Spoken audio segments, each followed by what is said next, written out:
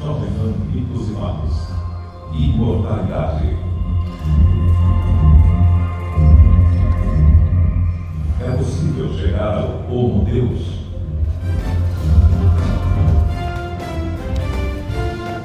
Bom, e para mediar o primeiro painel do Fórum Mitos e Fatos, eu chamo aqui ao palco o jornalista, meu colega da Jovem Pan, o Carlos Aros, especialista em tecnologia. Carlos Aros.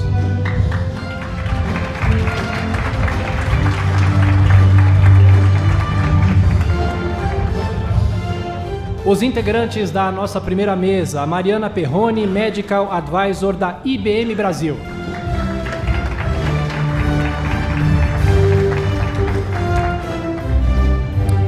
A doutora Maiana Zatz, professora de genética e diretora do Centro de Pesquisas em Genoma Humano e Células-Tronco da Universidade de São Paulo.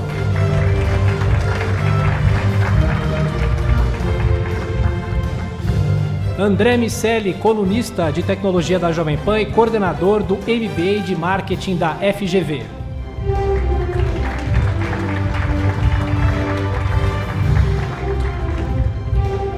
E conosco também o Dr. Alan Landecker, cirurgião plástico.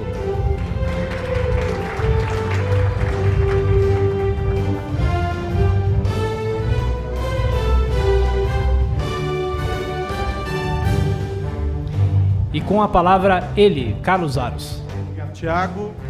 Bom dia a todos que nos acompanham aqui. Bom dia a vocês que nos acompanham também pela transmissão por imagens. A gente falou até agora sobre assuntos que mobilizam o nosso dia a dia, que afetam as nossas vidas no presente.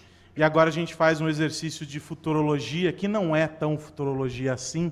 Eles estão aqui para provar, porque muito do que nós vamos discutir nesse papo já acontece. A gente só vai projetar os impactos disso tudo lá na frente. E o gancho para essa nossa conversa, a provocação, é uma brincadeira com o título do livro do Yuval Noah Harari, que é pouco citado por nós, o Sociedade Digital, aliás, né, André? Bom dia. A gente fala pouco dele no programa, né? Fala pouco, mais do que merece e menos do que devíamos. E que, enfim, cruza todas essas relações das tecnologias da informação com a biotecnologia e como isso tem impactos na nossa vida. E não dá para a gente começar essa conversa sem citar um caso recente, já colocando essa bomba no colo da doutora Maiana, o caso que movimentou o noticiário há um tempo atrás, de uma manipulação genética promovida por um médico. O bebê nasceu, enfim, agora o que a gente tem como projetar é o impacto disso para diante. Como é que a academia assiste a uma situação dessa, com severas implicações éticas, questões legais, inclusive? É quase que um golpe naquilo que se faz com responsabilidade e acaba por manchar pesquisas e trabalhos muito sérios na linha desses que a senhora desenvolve, por exemplo, com a Zika, né?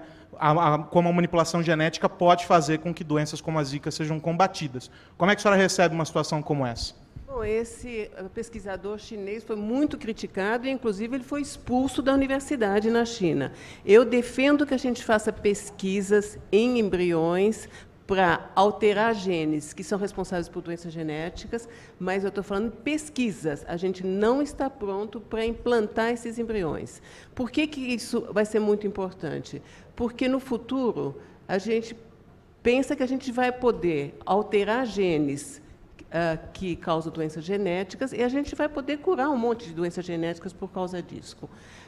E, em relação a embriões, a gente sabe, nós conhecemos casais que têm um risco alto de ter filhos com doenças genéticas, e eles dizem, não, então eu vou fazer uma fertilização in vitro e só vou implantar embrião que não tenha mutação.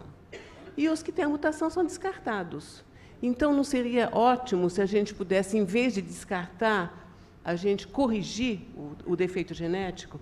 E é isso, nós estamos trabalhando para isso, mas nós não estamos prontos ainda para implantar embriões que são editados, a gente fala de editados geneticamente, porque o que a gente pode ter é o que a gente chama de risco off-target. O que quer dizer isso?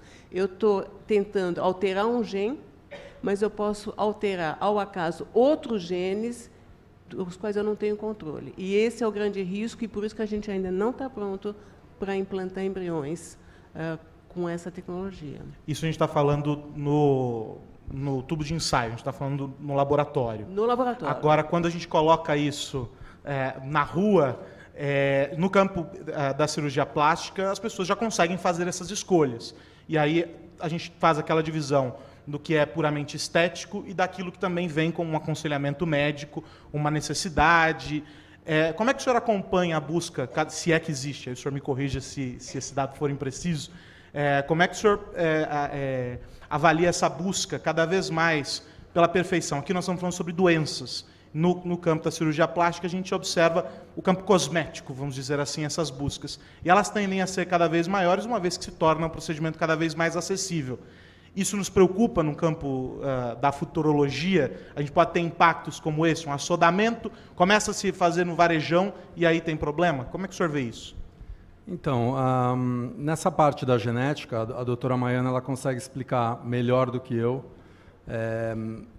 A gente tem os telômeros, né, que protegem o DNA, né, e os telômeros, eles, à medida que a gente vai envelhecendo, os telômeros vão encurtando devido à divisão celular. E isso vai fazendo com que as células se tornem pouco úteis ou até senescentes, né, e não consigam mais funcionar, levando os órgãos e as partes da estética a falirem, né? Então apareceu a enzima telomerase, né? A doutora, de novo, pode explicar isso melhor do que eu, mas a telomerase começou a alongar os telômeros, né? Fazendo com que você conseguisse ter uma maior divisão celular com um risco inadvertido, não inadvertido, mas um risco real de você ter câncer, né? Que seria o aspecto negativo disso. Mas o que eu estou tentando dizer é que com essa telomerase você consegue, nas suas células tronco, aumentar a replicação. Então, essa breve introdução, por que ela leva à plástica? Porque na parte de regeneração, você teria essas terapias genéticas, por exemplo, a possibilidade de você replicar as células da pele. Então, você conseguiria, na cirurgia reparadora, atender pacientes queimados, por exemplo. Ou seja, você conseguiria fabricar a pele para fazer todos os enxertos. Na parte da cirurgia estética, por exemplo, a cirurgia de nariz, que é a minha especialidade, você tem a necessidade de usar enxertos de cartilagem para reconstruir o nariz, por exemplo, especialmente em cirurgias secundárias.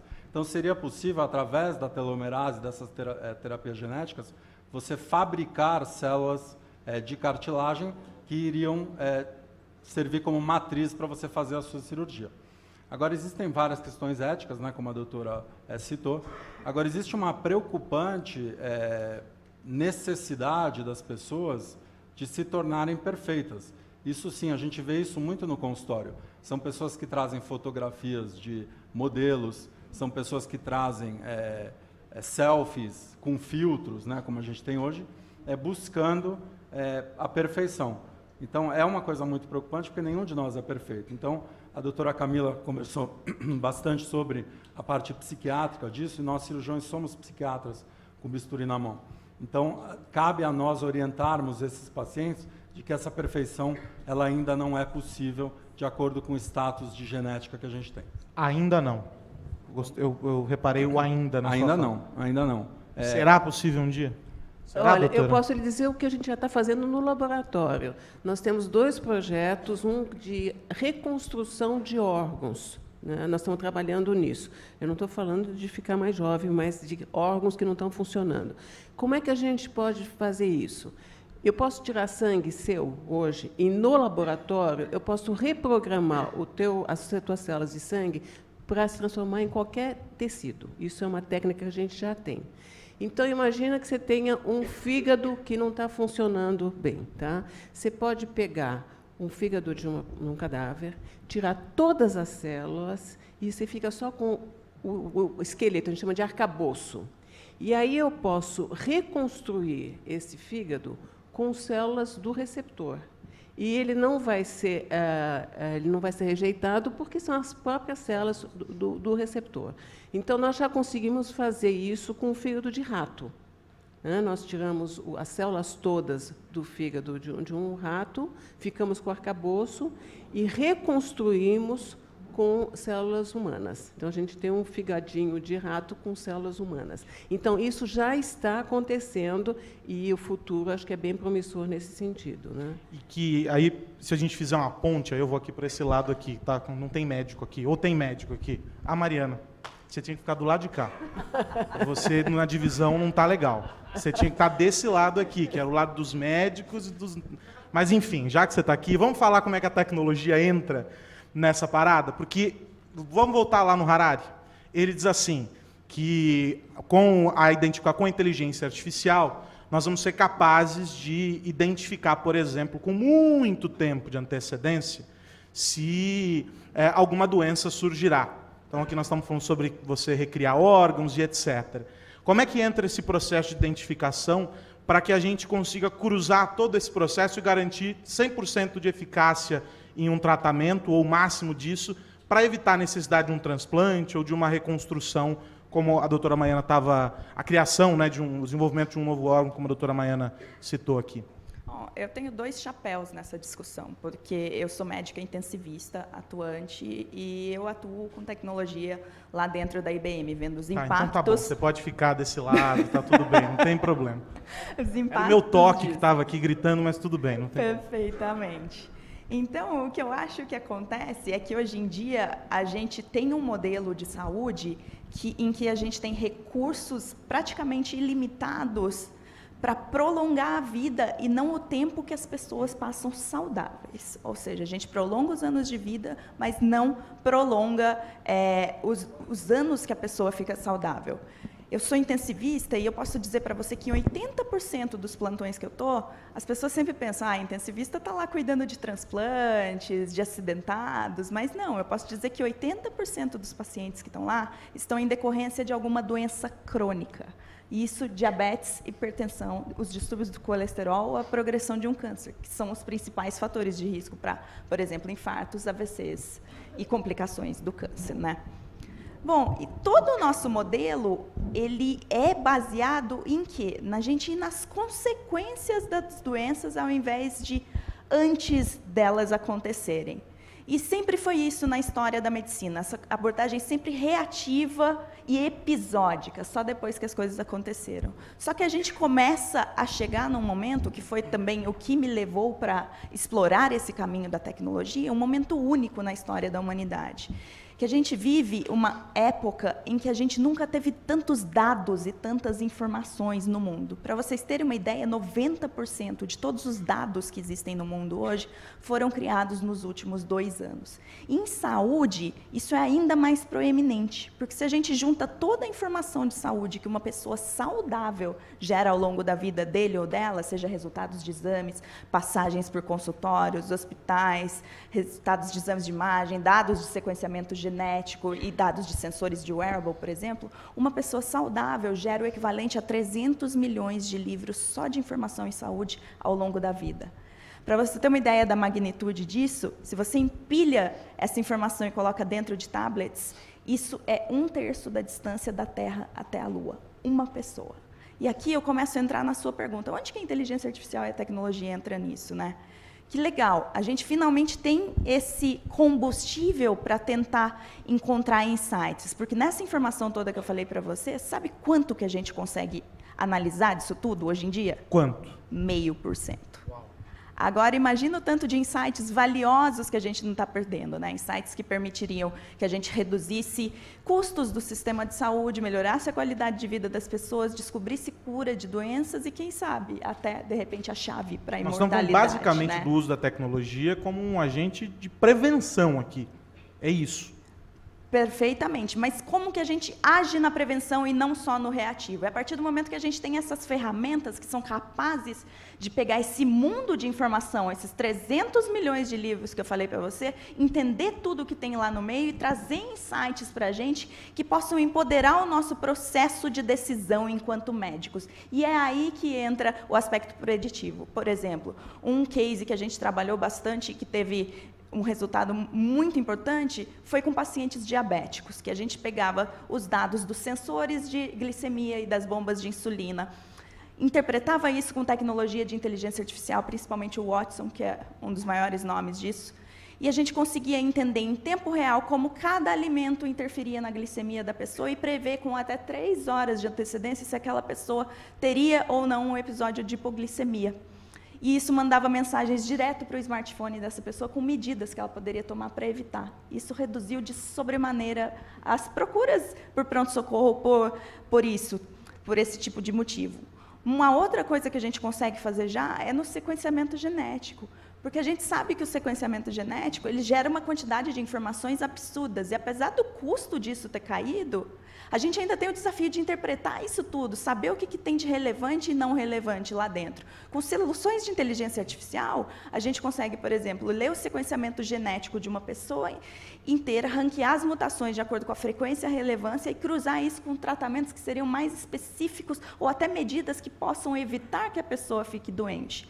Então, o meu ponto aqui é, a tecnologia, ela chega para tirar a gente desse modelo atual que a gente tem, que é de tratar a doença, para promover a saúde. Isso por meio de insights que a gente não consegue enxergar hoje em dia, porque tem tanta informação necessária para criar planos terapêuticos que o nosso cérebro já não dá conta. Então, para mim, o futuro que começa agora, ele vem da simbiose entre homens e sistemas e ferramentas que permitam a gente tomar decisões melhores e cada vez mais personalizadas e proativas. E para um programador, André Miceli, como é que isso te parece quando a gente chega lá na frente e aí tem uma infinidade de informações, softwares e mais softwares, o médico agora olha para o computador e tem todas as informações lá.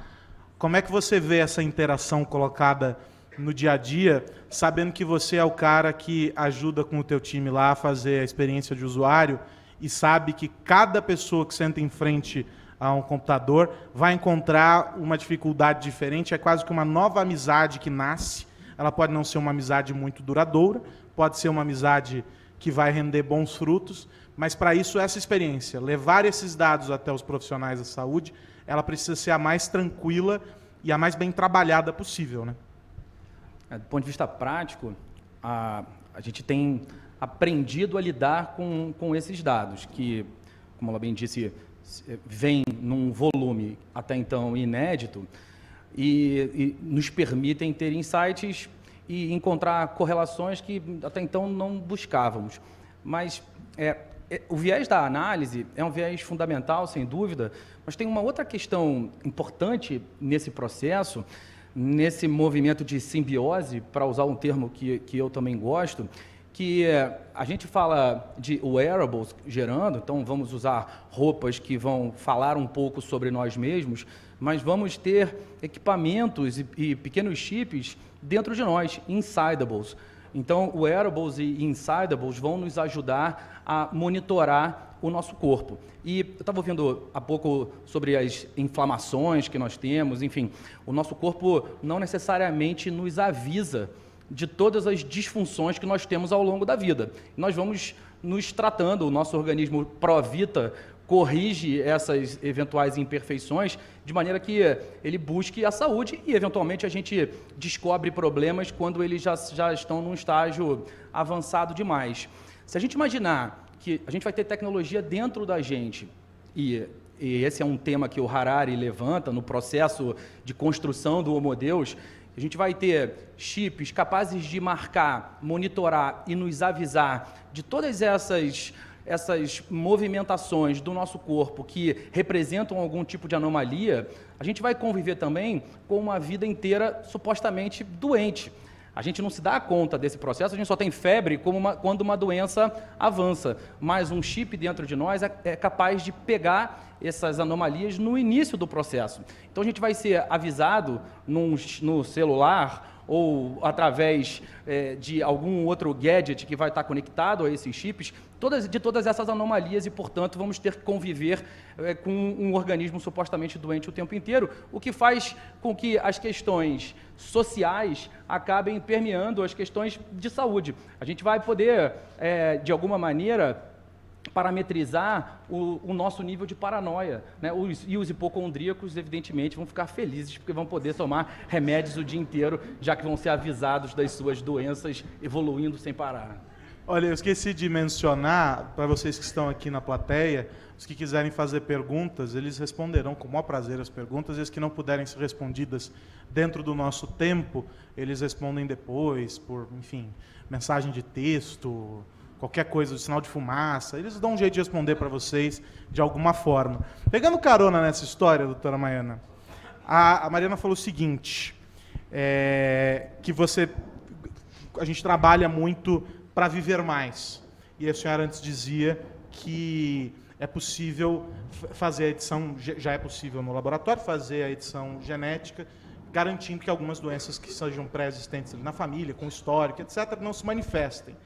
Nesse caso, olhando o nosso quadro atual, viver mais aplicando todas essas ferramentas disponíveis, não necessariamente significa viver melhor, né? Não, exatamente. A gente sabe que a população está vivendo mais, mas o grande desafio é viver mais com qualidade, que os americanos chamam de health span, não é só lifespan, é health span, né? E nós estamos trabalhando nisso também, nós e o resto do mundo, né? Nós sequenciamos os genomas de 1.300 pessoas com mais de 60 anos. Mas nós estamos interessados naqueles que têm mais de 90 anos e continuam saudáveis. E também... Se for mentalmente, eu posso ajudar. Se não, aí tem que esperar mais alguns anos. Então, nós geramos uma quantidade de dados, como vocês falaram, gigantesca, e agora a dificuldade é interpretar esses dados. Mas nós estamos muito interessados, eu particularmente, em pessoas que se mantêm saudáveis, tanto do ponto de vista cognitivo como de corpo, com mais de 100 anos. Então, essas pessoas têm o que a gente chama de genes protetores, né? A gente estima que 80% da nossa saúde depende do ambiente, 20% da genética. Mas existem aquelas famílias de centenários, onde viver mais de 100 anos não é raro, e essas pessoas não se incomodam com o ambiente. Mesmo com o ambiente desfavorável, elas conseguem viver bem e viver muito, né? Então, a gente quer descobrir o que esses genes fazem, e se a gente conseguir identificar esses genes, que a gente chama de protetores, a gente também vai querer editar esses genes nas pessoas que não têm os genes protetores, para todo mundo poder ter essas mesmas características, né? Como é que faz para avançar com uma situação dessa, na interpretação desses dados, com resultados efetivos, que a gente não fique jogando lá para frente? A gente tem os dados, não sabe o que fazer com ele, é uma maçaroca de informação. Esse era o dilema de grandes corporações com casos muito pontuais, não necessariamente relacionados à saúde. Há alguns anos eles foram sendo superados, conseguiam entender de que forma analisar esses dados. Nesse caso específico da saúde, onde está o gargalo? O gargalo está na interpretação de que a tecnologia ela pode despersonalizar o cuidado, quando é, na verdade, o oposto. Eu acredito que o cuidado, do jeito que ele é feito hoje, ele é desumano. Se a gente pensa em consultas médicas, existe um estudo que mostrou a duração de uma consulta médica em 120 países do mundo, e ela varia de 48 segundos em Bangladesh a 48 segundos em Bangladesh. Alguém aqui já passou por uma consulta que durou 48 segundos? Detalhe, com a prescrição feita. Ou não, brincadeira. Mas alguém já passou por uma consulta tão rápida assim? Não. Já? Quem falou já? Olha lá, já tem um aqui. Pois é, e o máximo foi 22 minutos na Suécia. Aqui no Brasil, a gente fica ao redor de 8 minutos. E todo mundo fica pensando, poxa, com ferramentas tecnológicas, de repente a gente vai afastar o cuidado, afastar o médico do paciente. E, na verdade, é o oposto, porque essas ferramentas tiram a gente do trabalho burocrático, de ter que se preocupar com encontrar os dados, e já entrega isso na nossa mão para que a gente possa se focar na relação empática com o paciente e tomar a decisão. Esses sistemas eles não tomam decisão para a gente, mas eles trazem as informações relevantes. No caso que a doutora Maiana estava falando, assim, fazer a análise de cada sequenciamento em busca dos genes é um processo extremamente analógico e demorado. Tem estatísticas que, para você analisar o sequenciamento de uma pessoa, são necessárias cerca de 960 horas, mais ou menos uma semana. A senhora me corrija se for verdade. Mas com inteligência artificial, esse tempo cai para 10 minutos. E imagina você chegar num médico que tem toda a informação a respeito do seu sequenciamento e do que tem de relevante lá dentro, ou ir a um médico que só vai ouvir as suas queixas e aquilo que você está demonstrando naquele momento. Então, nesse sentido, a inteligência artificial vem e traz insights que você possa usar na hora de decidir até como tratar esse paciente. É esse o papel que ela entra, de empoderar e trazer as informações relevantes para a gente escolher os tratamentos. Essa mentalidade que precisa mudar quando você diz da personalização, ela é do médico, ela é do paciente. Quem carrega essa mentalidade que acaba por afastar a entrada da tecnologia nessa frente? Ambos. Historicamente, o médico tem aquela postura mais de ser quem comanda, de quem é o piloto da saúde, e o paciente na postura mais passiva. Isso existe desde os primórdios da medicina. Só que o mundo mudou. A gente vive hoje o que a gente chama de saúde 4.0, ou a evolução da revolução industrial. E a gente tem as tecnologias digitais que permitem que a gente saia dessa postura passiva e comece a ser copiloto da própria saúde, decidir com o médico aquilo que faz sentido para você, não só aquilo que ele está conseguindo enxergar na hora da consulta. Isso vem pelo empoderamento que a própria tecnologia traz também pelos dispositivos digitais, que você consegue entender que a sua saúde, por meio, seja dos wearables, que a gente tem hoje em dia, que contam os passos, como a gente dorme, você começa a entender que a sua saúde ela acontece a todo momento, não só quando você senta no consultório ou entra no hospital, seja a partir dos alimentos que você escolhe comer, das horas que você dorme e quantos passos você dá. E isso tudo começa a ser levado em consideração no momento da consulta, porque hoje em dia a gente baseia uma consulta nos dados clínicos, que, como a doutora Maiana bem falou, eles influem em apenas 10% de todo o bem-estar e saúde. A gente tem que trazer os dados de genética, epigenética e os determinantes sociais de saúde para daí sim traçar planos de tratamento mais efetivos que permitam que as pessoas sejam saudáveis e não só que a gente prolongue o tempo de vida. Doutor Alan estava dizendo sobre o quanto do mundo externo, e aí nesse caso especificamente as redes sociais acabam sendo um propagador desse tipo de entendimento, se colocam dentro do consultório e eu quero ser assim porque este é o mundo perfeito e etc. Tem o Dr. Google, sabido e reconhecido como o grande oráculo do nosso tempo, trazendo essas respostas. Dentro do consultório, como é que é essa luta? Ela estava dizendo do papel do médico ali como piloto. Como é que é essa luta contra tudo isso que vem de informação com o paciente, que já vem programado para dar o diagnóstico junto do médico? Então, o mais interessante no consultório da plástica é quando os pacientes trazem, às vezes, fotografias de artistas famosos ou de modelos e, eu quero o nariz ou, sei lá, a orelha desse tipo de pessoa. Então, cabe ao médico orientar, dizendo que é impossível você replicar esse resultado, porque cada um tem a sua genética. Eu não sou totalmente contra, porque eu gosto de ver qual é o senso estético que o paciente tem, né, qual é o tipo de nariz que essa pessoa quer. Mas lembrando sempre que não é possível, né? Agora, eu queria só complementar o que a doutora falou, que existe essa parte do cuidado geral, a doutora Camila conversou bastante sobre isso, é fundamental. Eu acho que o nosso futuro, pelo menos na cirurgia plástica, ela vem do anti-aging, né? Então, quando a doutora Maiana explicou sobre a parte da genética, você tem um enorme estresse oxidativo nas células. Então, existem suplementações hoje de antioxidantes que também vão ajudar no anti-aging. Existe a glicagem, ou seja, quando a glicose se liga no DNA, nas proteínas e nos lipídios, que também gera envelhecimento. Então, isso fala a favor de você comer menos, né, menos calorias. Existem várias suplementações hoje que aumentam o tamanho dos telômeros, também fazendo com que a pessoa, teoricamente, viva mais tempo. Então, o que eu queria dizer é que existe uma importância muito, muito grande sobre os cuidados de vida, quer dizer, qualidade de vida, sobre como a gente vai envelhecer. A gente vai falar, aliás, sobre isso nos próximos 2 painéis, um deles focado muito na prevenção e o outro em todo esse aspecto, em tudo que está no nosso entorno e que a gente não observa como parte também desse cuidado com a saúde. Mas aí eu tenho um espírito de porco, assim, e eu não gosto só de ficar vendo tudo que está muito bom e tudo que é maravilhoso. Porque quando eu penso em dado, eu penso na coleta, eu penso no armazenamento, eu penso no tratamento, lembro do Mark Zuckerberg. Não, brincadeira. E aí eu lembro, André Miceli, que existe uma preocupação gigantesca das pessoas com o que é feito com os dados que elas geram. Numa quantidade que empilha quantos tablets? 1/3 da distância da Terra à Lua. É muita coisa. E aí as pessoas ficam preocupadas. Aí a gente tem na Europa a discussão sobre a GDPR, a gente tem aqui no Brasil a Lei Geral de Proteção de Dados, tem discussões do mundo todo a esse respeito, mas efetivamente o que fica para as pessoas é a manchete da falha, é a manchete do problema, o vazamento de dados, o quanto aquilo mobilizou e etc.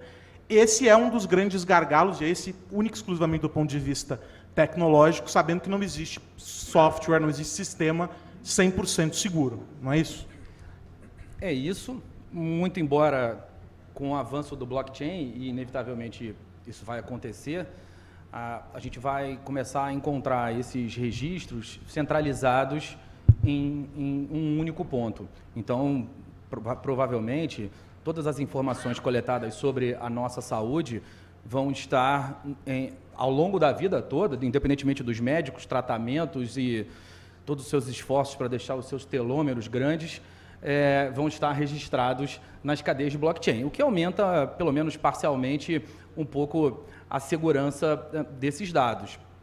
E aí, certamente, a gente vai negociar essas informações com empresas. Uma rede social famosa, o Patients Like Me, famosa nos Estados Unidos, tem um número de usuários limitado, mas reúne pessoas com problemas específicos e as pessoas encontram ali outras pessoas com os mesmos problemas para que elas possam conversar sobre o seu cotidiano, os reflexos dos seus tratamentos e, em troca, dão para os laboratórios, são 4 laboratórios que patrocinam a rede, dão informações sobre o seu estado de saúde e permitem com que os laboratórios usem essas informações para desenvolver novos medicamentos e também para oferecer novos medicamentos. Agora, tem um ponto, quando a gente... Enfim, eu estou, de certa forma, ansioso com o título da nossa palestra, né, de como chegar ao Homo Deus, e fico aqui olhando de que maneira a gente efetivamente vai conseguir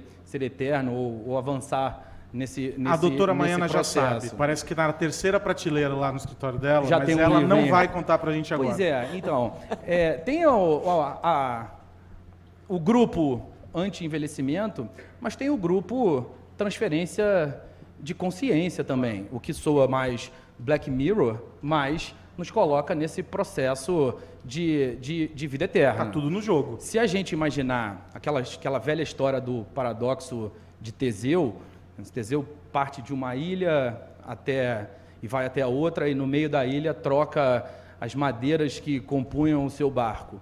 E aí, quando ele chega na ilha, quando chega no destino para a guerra, não existia uma madeira do barco original.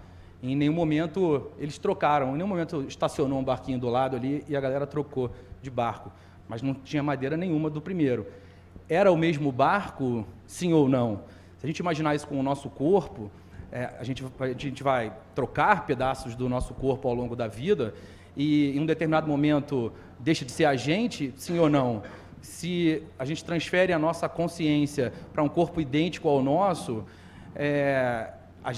esse corpo idêntico ao nosso, com a nossa consciência, ele é você, a gente continua sendo a gente, se a gente transfere essa consciência para um outro corpo idêntico. E se não for um corpo idêntico, se for um boneco de pelúcia, mas que pensa como nós, reage como nós e, dado todas as nossas reações, experiências e emoções, consegue se comportar exatamente da mesma maneira que nós nos comportaríamos diante de uma determinada relação, diante de um determinado estímulo. Essa linha é uma linha que talvez seja mais facilmente explicável e aí sim dá para o homem a condição de Homo Deus, uma vez que ele vai ser deletado e não mais vai morrer. Vou pegar um gancho aqui com uma pergunta que chegou da plateia, você falando sobre Homo Deus, Teseu e etc. É uma pergunta bem fácil para a professora Maiana, da doutora Tânia. Olha só. Os avanços da medicina criam dilemas éticos para a sociedade, como, por exemplo, a questão dos direitos de espólio. E aí ela faz a seguinte colocação. Quando se tem embriões congelados, quando é que começa a vida? Olha, não existe um consenso de quando começa a vida. Dependendo das diferentes religiões, a vida começa em diferentes etapas. Até se brinca que, para a mãe judia, a vida só começa quando o filho dela vira médico. Mas, quando a gente defendeu as pesquisas com células tronco embrionárias, se chegou a um consenso de começo de vida, se usar o mesmo parâmetro que se usa para o fim da vida. E você determina o fim da vida quando acaba a atividade cerebral. Então, se decidiu também que o começo da vida seria quando começa a atividade cerebral, e antes de 14 dias, o embrião não tem nenhuma atividade cerebral. Então, foi esse o consenso. Tá? E aí, aqui, uma outra pergunta. Já vou aproveitar e fazer todo o combo, tá? Para a doutora Mariana. Falando sobre, a gente já falou bastante sobre a inteligência artificial, mas especificamente para casos como essas doenças todas corriqueiras, como a senhora mencionou, que são aquelas que em abundância surgem, como é que hoje, de maneira prática, nós poderíamos já aplicar a inteligência artificial para esses casos, se é que há a possibilidade disso já? Acho que de maneira prática é isso. No curto prazo, o que a gente tem é o uso da inteligência artificial para empoderar o processo de decisão do médico, porque hoje em dia a gente vive um desafio muito grande enquanto médicos. O primeiro é aquele do tempo limitado que a gente tem durante a consulta para ver toda a informação que seria relevante para traçar o melhor tratamento. E o segundo é a dificuldade que a gente tem para se manter atualizado. Existem estudos que, para um especialista médico ficar absolutamente atualizado ou atualizada na área dele ou dela, seria necessário estudar cerca de 167 horas por semana para conseguir ler todos os estudos, saber todos os tratamentos que existem. Isso é mais que 20 horas por dia, é impraticável. Então, hoje, já possível para essas doenças, é no momento da consulta, a inteligência artificial cruzar os dados do paciente, desde dados epidemiológicos, de comportamento, resultados de exames, laudos de cirurgia, com a literatura científica disponível até aquele momento e trazer os tratamentos de forma ranqueada que teriam mais chance de dar certo. Isso já está implantado nesse modelo em algum lugar? Isso já é implantado, principalmente no manejo de casos de câncer e no manejo de diabetes. A gente tem experiências tanto aqui no Brasil, quanto em mais de 250 hospitais no mundo. E isso faz duas coisas. Primeiro, que a gente acerte de cara o tratamento, ao invés de agir por tentativa e erro, ou dependendo daquele estudo que você conseguiu ler e, de repente, não conseguiu ler um que seria melhor. E, principalmente, para a gente ser mais assertivo e diminuir as complicações, porque você escolhendo de cara o melhor tratamento, você reduz e ainda reduz custo e complicações. Então, nesse sentido, isso já é realidade hoje. Há brechas para esses casos, por exemplo, no campo regulatório, que as entidades entendem como uma interferência ou como um auxílio, o que a lei diz sobre a transação desses dados, tem empecilhos nesse campo? A gente sabe que o legislador está sempre alguns passos atrás Sim. do avanço tecnológico, as coisas mudam muito mais rápido do que eles. Existe isso? Sim, o nosso cérebro ele pensa linearmente enquanto a tecnologia evolui exponencialmente, né? Esse eu acho que é um dos grandes desafios que a gente tem para evoluir em saúde hoje. Mas nesse caso específico, a gente não tem esse tipo de problema. Por quê? Porque essas ferramentas, elas trazem para a gente no momento da consulta os dados científicos de estudos que são de domínio público e da literatura científica mundial baseada nos critérios de medicina baseada em evidência mesmo. Então, isso tudo foi validado pela comunidade científica, só está chegando à mão do médico de uma forma que não chegaria, que ele precisaria ler isso tudo no momento da consulta. Agora, no campo da pesquisa tem, né, doutora Maiana, algumas questões legais que acabam, para a gente não usar o termo como burocracia, acabam travando, e do outro lado, algo que eu sei que é uma luta recorrente na sua atividade, que é as dificuldades de acesso aos investimentos para essas pesquisas, né? Sim, o maior problema que a gente tem justamente é a burocracia, a dificuldade para importar reagentes, que se está nos Estados Unidos, você precisa de um reagente para fazer um experimento, você tem no dia seguinte, aqui você leva meses para conseguir, acaba gastando muito mais dinheiro, a gente poderia fazer muito mais pesquisa com os mesmos recursos. Eu estava ouvindo essa pesquisa, esse depoimento do burnout, que tem gente que chama de síndrome de Burnout, já ouvi falar. Bom, mas pela quantidade de formulários que a gente tem que preencher para viabilizar uma pesquisa, eu não sei como é que a gente consegue fazer isso sem ter a síndrome todos os dias, né? Porque é um inferno, tá? A gente precisa reclamar com o reitor da universidade para realmente diminuir. Você concorda, né? Ele está fazendo assim com a cabeça. O reitor concorda? Não, ele é um horror a quantidade de formulários que a gente tem que preencher. E esse, para mim, é um grande ponto, né, André? A gente já falou bastante sobre isso, sobre a otimização desses processos, sobre como tudo poderia ser muito mais simples. Você acabou de citar o blockchain. E como é que você enxerga esses percalços todos para a pesquisa? Você também professor, numa outra área, mas também professor. Como é que você assiste a tudo isso?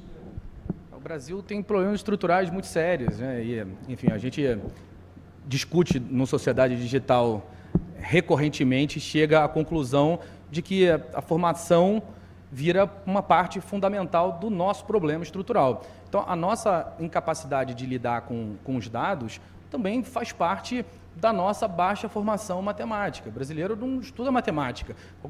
Qualquer Olimpíada de matemática, o Brasil ocupa sempre as honrosas piores colocações. E isso é inevitável que isso se reflita na nossa capacidade de lidar com os números. A gente faz essas escolhas de humanas, médicas e exatas, e parece que se o cara não escolhe as exatas, ele não vai ver número nunca mais na vida, o que cada vez vai ser mais mentira, porque, independentemente da área, vamos usar números o tempo inteiro, e esse processo de análise certamente vai ser suportado por pessoas com uma formação mais consistente, tanto do ponto de vista matemático quanto do ponto de vista lógico, o raciocínio lógico capaz ou fundamental para que todas essas pesquisas sejam feitas e as análises também sejam feitas de forma mais consistente. Os médicos são aqueles que o senhor assiste chegar ao mercado, eles estão preparados para essa nova realidade ou ainda são ensinados para um mundo que não existe ou que aos poucos deixa de existir? Então, eu não sei responder essa pergunta. Mas, do meu lado, eu vejo, como futuro da cirurgia plástica, eu vejo um retardamento das cirurgias, né? Como diz o livro, você vai ter automação, né? Só que o número de pessoas que vai ter acesso a essa automação, ele vai ser pequeno pelo custo, né, de todos esses processos. Então, você vai ter o Homo Deus sendo, né, essas pessoas que têm essa genética privilegiada em relação ao Homo sapiens, né? Então, eu acredito que essas pessoas que vão ter acesso à tecnologia, elas vão ter uma cirurgia plástica, como o envelhecimento vai demorar mais tempo, essa cirurgia plástica vai ser retardada significativamente nesse tipo de gente, nos homodeus, por esse envelhecimento mais tardio.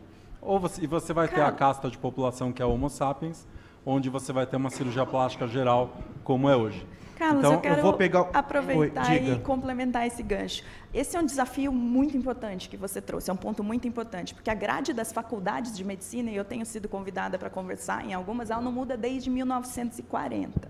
Então, há pouco tempo, né? O que aconteceu de lá para cá? Mais do que ensinar o ciclo de Krebs na bioquímica, as artérias do polígono de Willis, está na hora de rever a grade dessas universidades para ensinar os médicos a se inserirem no mundo e nas transformações que ele tem. Porque a gente chegou no mundo porque o nosso cérebro já não é hardware suficiente para lidar com toda a informação médica necessária para a gente prover um tratamento de qualidade para os pacientes. Então, nesse sentido, os médicos que tiverem afeição ou forem habituados a usar tecnologias que auxiliem eles no trabalho, eles vão acabar sendo preferidos em relação aos que mantiverem apenas no estado arte. E aqui a gente não está falando da substituição desses Nunca. profissionais, a gente está falando sobre empoderá-los com o uso dessas ferramentas. Para tomar melhores e mais específicas e mais personalizadas decisões para cada paciente, porque daí a gente sai do modelo habitual da medicina, que é tratar as pessoas de acordo com o que funciona para a maioria, e passa a ver cada indivíduo como único, o que seria ideal para a saúde de cada pessoa. Eu vou pegar o gancho na fala da doutora Mariana e do doutor Alan para passar a bola para a doutora Maiana, para a gente já encerrar, pegando o gancho nisso, olhando para o futuro dentro da sua área. Ele fez esse exercício com a cirurgia plástica. Como é que a senhora projeta esse futuro em busca desse homodeus, se é que a gente consegue chegar nisso? Olha, uma coisa que eu acho extremamente importante não é só manter a aparência, mas a capacidade cognitiva. Esse que é o grande desafio. Não adianta nada você ser um jovem de aparência, mas não ter a capacidade cognitiva preservada. E nós estamos também, nesse sentido, fazendo uma pesquisa com pessoas com mais de 95 anos, porque a gente consegue, com essa mesma tecnologia, a partir do sangue, gerar neurônios no laboratório. E nós estamos estudando os neurônios dessas pessoas, a gente quer saber como é que elas funcionam, como é que eles funcionam, para também a gente poder manter a capacidade cognitiva das pessoas. E, inclusive, eu queria fazer um apelo. Quem conhecer pessoas com mais de 95 anos, que estão com a capacidade cognitiva preservada, nós temos interesse de estudar essas pessoas, é simplesmente uma coleta de sangue. E como é que faz esse contato? Pelo laboratório? O meu e-mail é mayazatz, @usp.br. E a gente pode repassar esse contato depois, inclusive para quem nos acompanha pela internet e tiver à disposição para participar dessa pesquisa, assim como nós já fizemos, a Jovem Pan já fez em outras oportunidades, né, doutora? Sim. Na época do Zika, sobretudo, né? Sim, a gente continua pesquisando o Zika, estamos muito interessados. Muitas conversas a respeito e das alternativas de tratamento e de como a doutora pesquisava com a equipe. Vocês podem participar e colaborarem com tudo isso.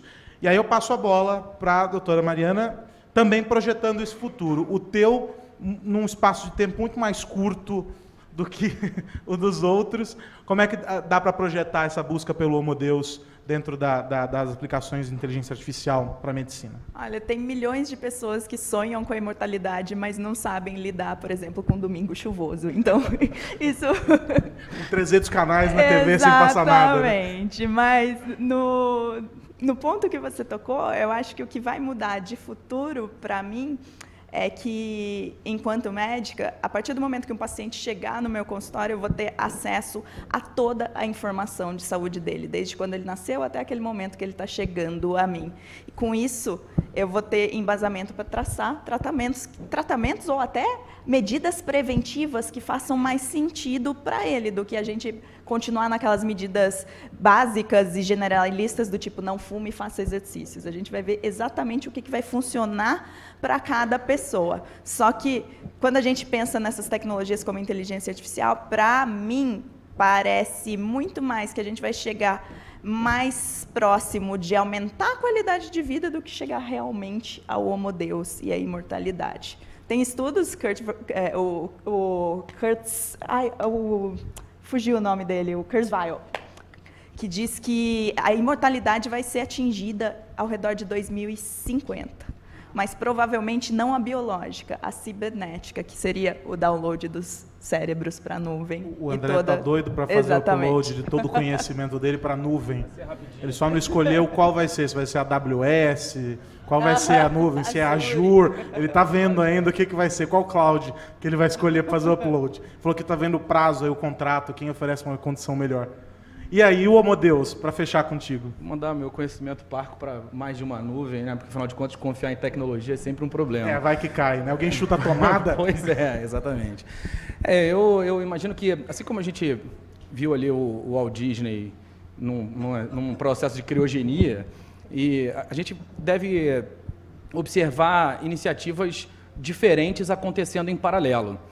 A gente vai encontrar gente optando pelos tratamentos de retardamento do envelhecimento celular, a gente com as abordagens da imortalidade cibernética, transferindo o conhecimento, virando simplesmente um algoritmo. Seria, de certa forma, confortável se a gente colocasse toda a produção de texto de alguém com quem você tinha um apreço, relacionamento, como input para um algoritmo, e ele te respondesse. Imagina uma situação no WhatsApp, e você conseguisse falar com uma pessoa que já morreu, entre aspas, né? Conseguisse falar com um algoritmo que emulasse essas respostas, e ela respondesse conforme essa pessoa responderia em função de todo esse processo de análise desses dados, isso é relativamente fácil e muito em breve a gente vai ver isso. É claro que não é o Homo Deus, mas é um processo menos convencional do que a psicografia para alguns costumava fazer. Fazer. Meu Deus,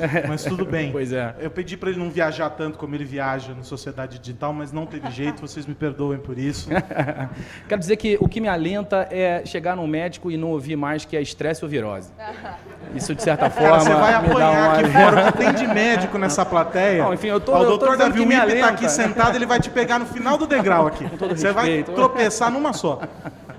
Esse é o André Miceli, Mariana Perrone, Maiana Zatz, Alan Decker, falando um pouco sobre o futuro, como as tecnologias estão invadindo a nossa vida também por meio da medicina, transformando a nossa saúde e a nossa vida. Quero agradecer a cada um de vocês pelo tempo, pelo bate-papo. É sempre muito legal. E, enfim, ainda tem mais 2 painéis pela frente e conto com a participação de vocês aqui no Mitos e Fatos.